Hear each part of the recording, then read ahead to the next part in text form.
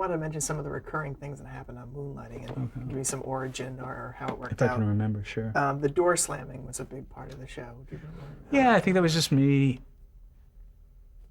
I just thought it was funny, it's sort of Moliere-ish and theatrical, and it's great punctuation. I have this theory about television that you need to startle. It tends to happen in an environment where other things are going on, as opposed to that sort of dedicated thing that happens in a movie theater. So, and there was also something, and Bruce said this very early on. He recognized it. There was something inherently musical about the show. The cadence of the speech and the doors, if you listen to them, are invariably part of that cadence. And we would stand on a dubbing stage, and I was very particular about the sound of the slam. It sounds ridiculous, but it's true. You had various ones that you could try, or how did you do that? Yeah, they could repitch them and do different things having to do with how far away the camera was, what the perspective was, and what kind of door it was. And the doors on a stage invariably are very light, they're hollow, and because you don't have anything that really bear the weight, so you have to put in the sound of the door slam.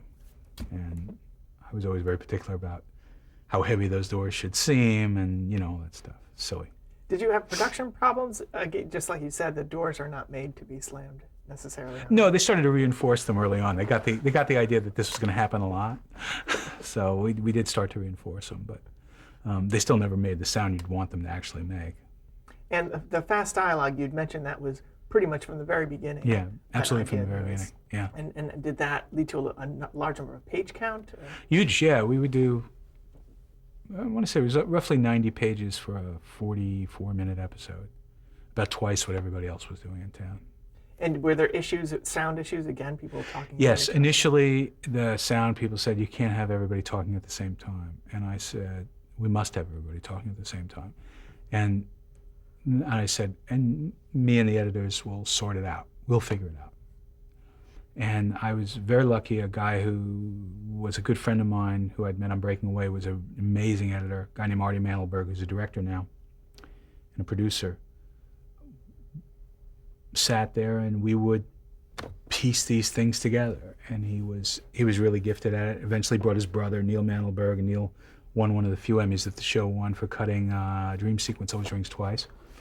And but we always mic'd them both simultaneously, and I write them so that they talk on top of each other, and then we'd stage it so that and my thinking was, I always said, in television, the sort of conventional way that you film television is you film a master, and a master in television usually means a sort of a sloppy long shot so that the geography is clear, and then you do overs and close-ups, and it's a very efficient way to shoot. It's not terribly artful.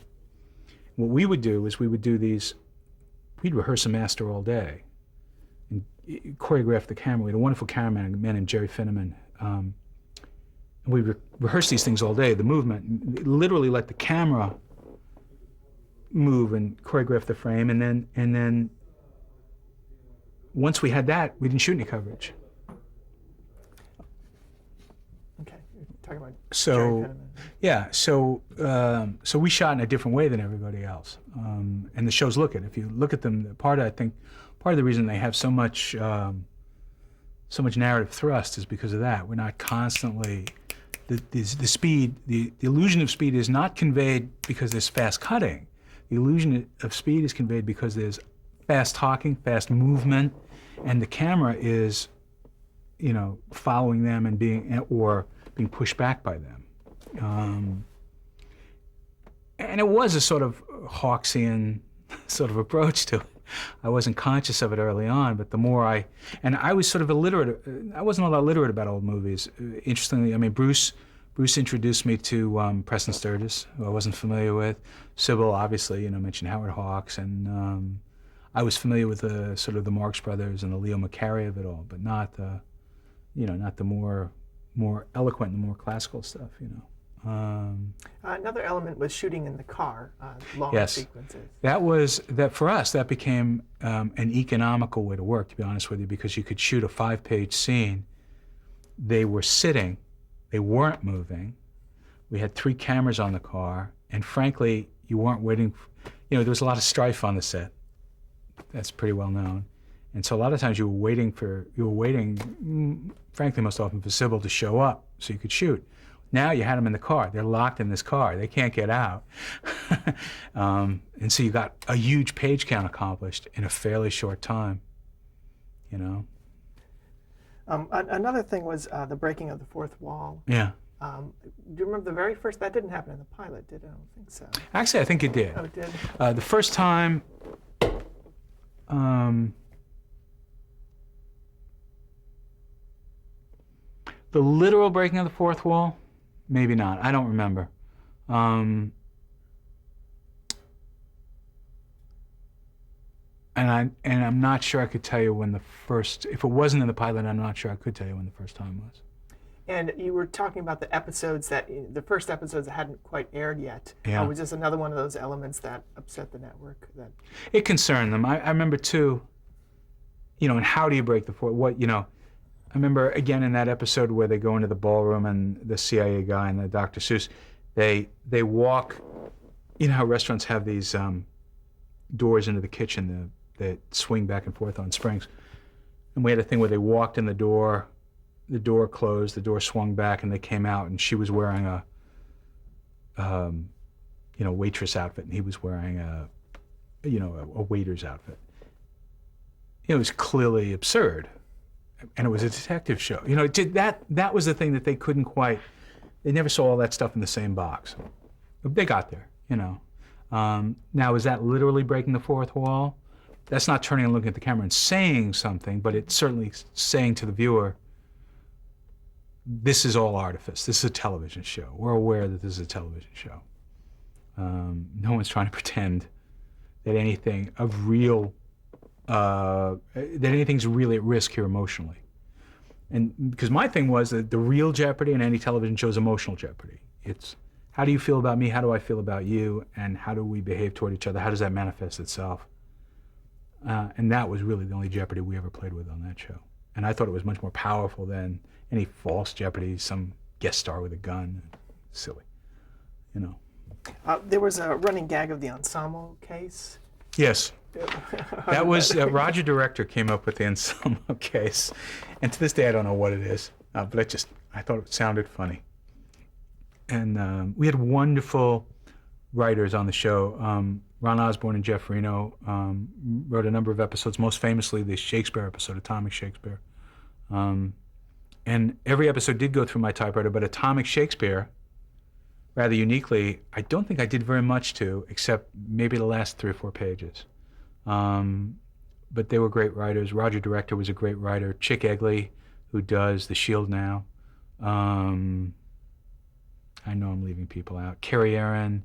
I also have Deborah Frank and Carl Sauter did a wonderful job. Was there a formal writer's room like on? There was a room. I don't know. I don't remember. There was a room, and we would talk, and we'd sort of start to come up with plots, and people would go off and write. But it was pretty haphazard. I'd never really worked on a show in a capacity like that, so I didn't really know how to run it. So we just sort of ran it however I felt like running it on that particular day. And you would edit the scripts in general? Oh, everything went through my typewriter. Yeah, the final rewrite was always mine.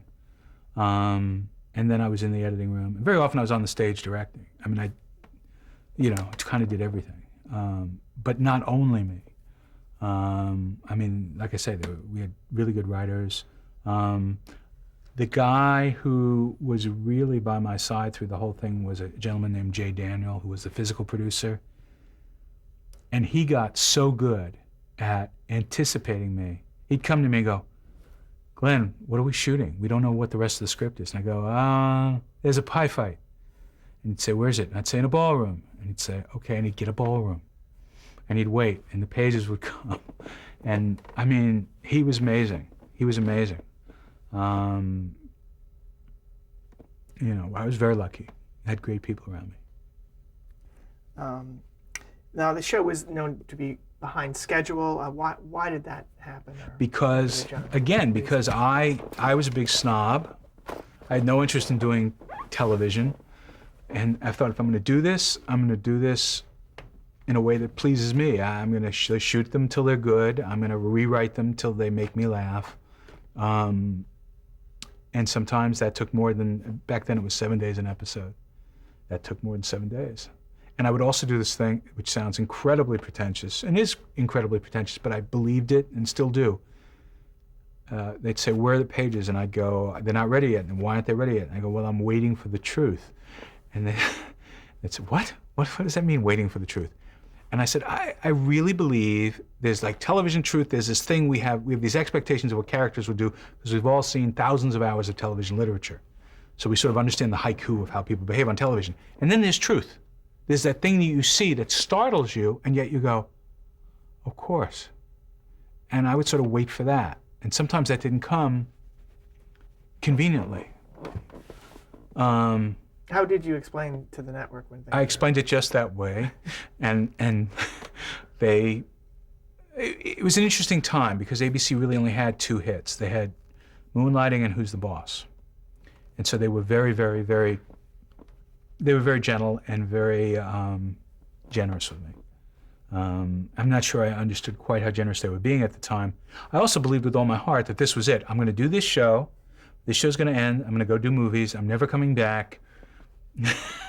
You know, and I was very young, probably very cocky, certainly very stupid. And I was, like I say, afforded an amazing amount of generosity by Lou Ehrlich, by Tony Thomopoulos, by the people who worked for them.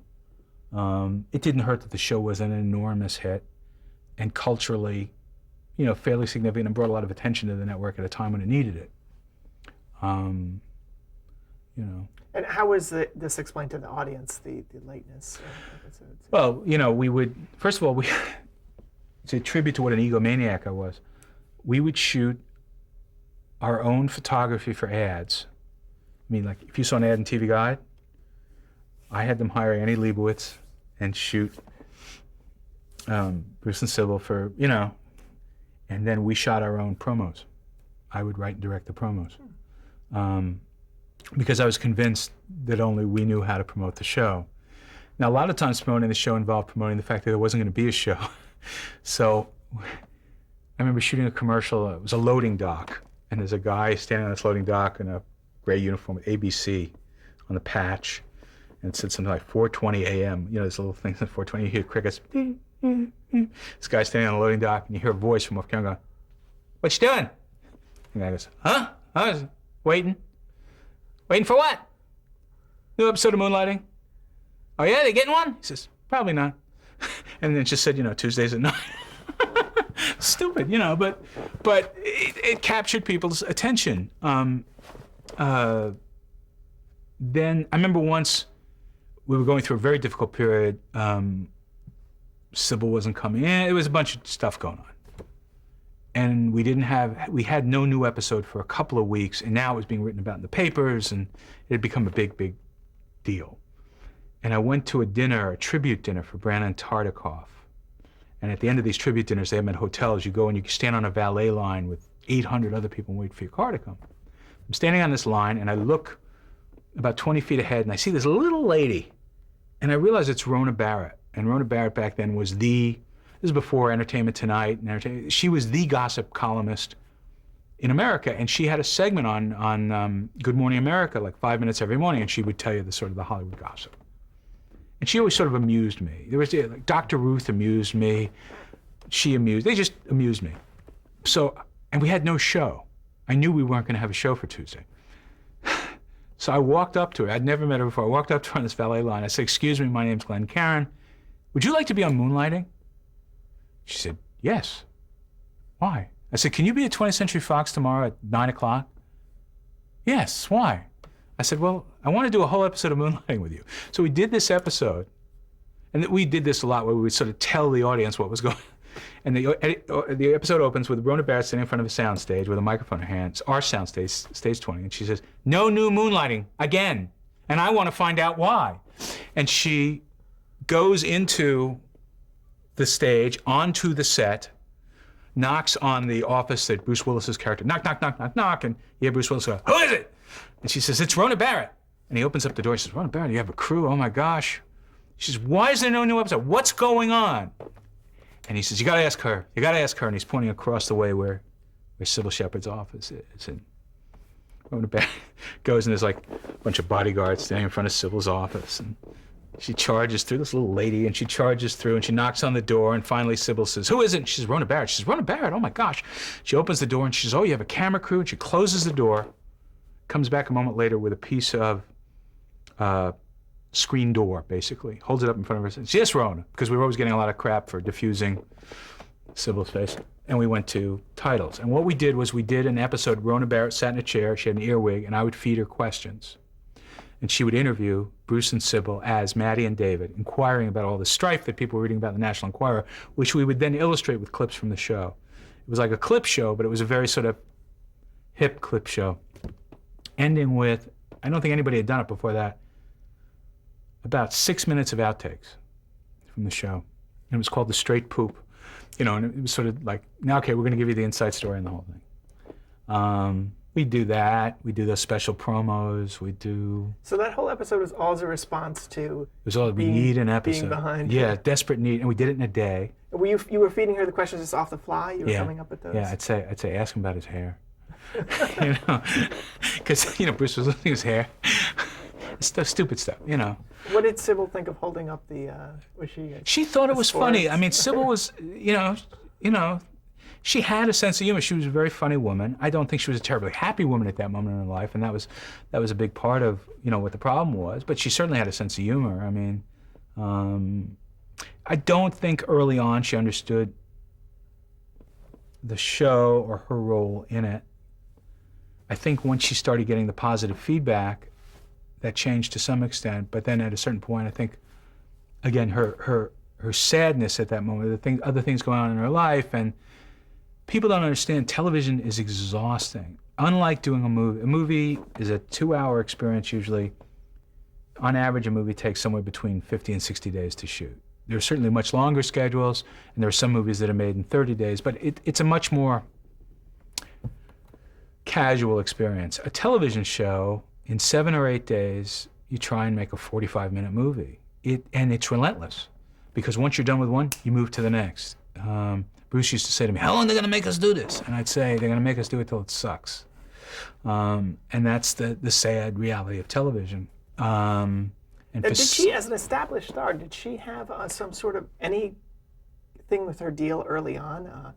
Well, she wasn't an established star. She had been in a bunch of very important movies, and then she was in a bunch of notorious flops. Mm-hmm. She then kind of went away, then realized maybe I have a future in television, did a year on a series on NBC called The Yellow Rose, where she was part of an ensemble.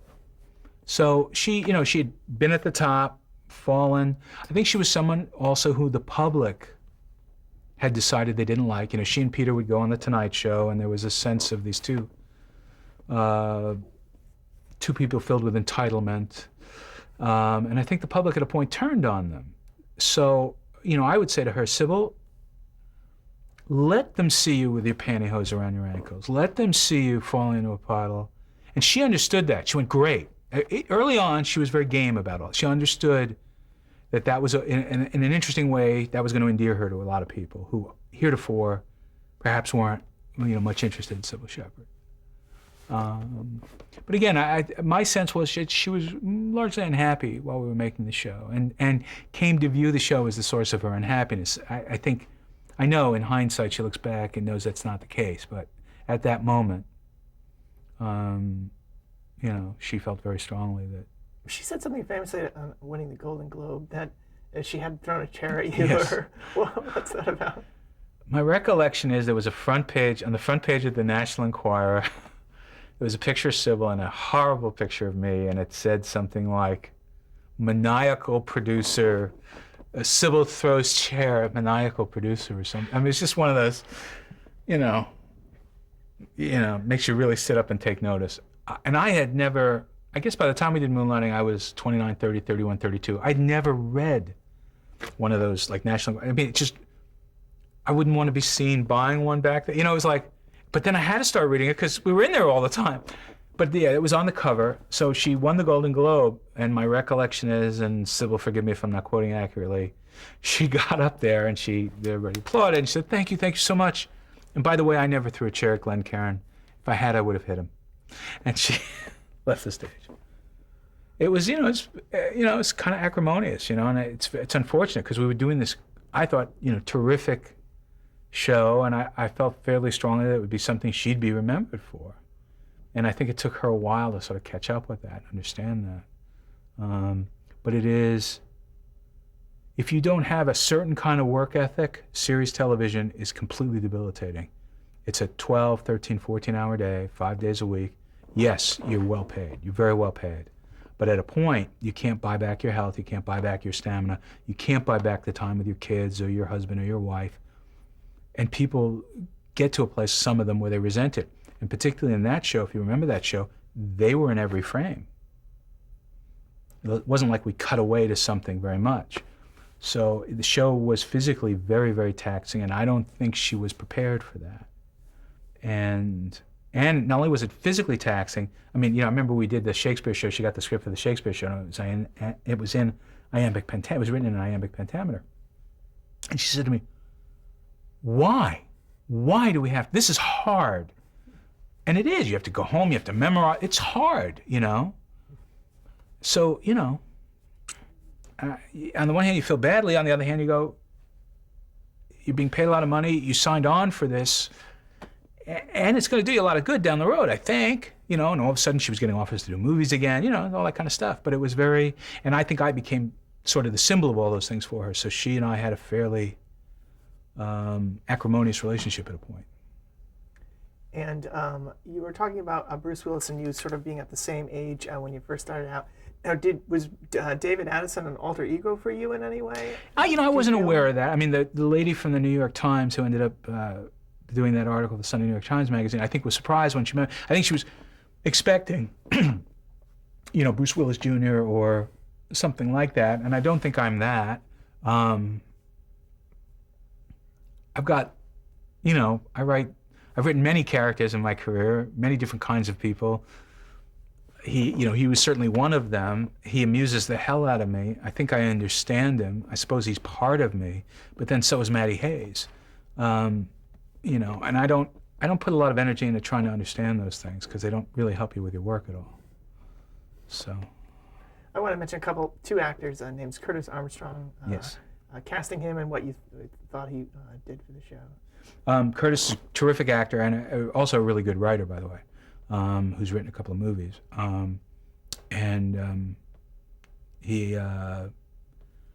I wish I could tell you there was some sort of an inspired thing going on. We were sitting in the room and thinking we really need to add a character. And I was going on and on and on about how much I liked what he had done in Risky Business. And somebody mentioned Revenge of the Nerds. And I thought, let's just see if maybe he wants to do a television show. And it was really as complicated as all that. And Okay, you were talking about Curtis Armstrong. Yeah, and the best part about Curtis was the chemistry he had with Bruce. He had enormous chemistry with Elise, and we really tried to use that. But he and Bruce so enjoyed each other, and it's hard to find a comic presence to work with a comic presence, and we just got really lucky. They'd all gelled rather quickly. And how do you think Curtis and Elise helped as supporting characters? I thought they were great. It was interesting. The heat and the fire around Bruce and Sybil was so great that on some level the audience resented it, frankly, when you weren't on them and when you were on Curtis and Elise. And you would literally see that in the ratings. But nonetheless, we really wanted to do stories that involved Curtis and Elise. And we did them, and they're really, really charming. They're not Bruce and Sybil. And clearly Bruce and Sybil couldn't be in it at a certain point. You get to year 3 and plus, Sybil had twins, Bruce had done Die Hard. The world had changed. But I love Curtis. I'm crazy about Curtis. And I don't know if you saw Ray.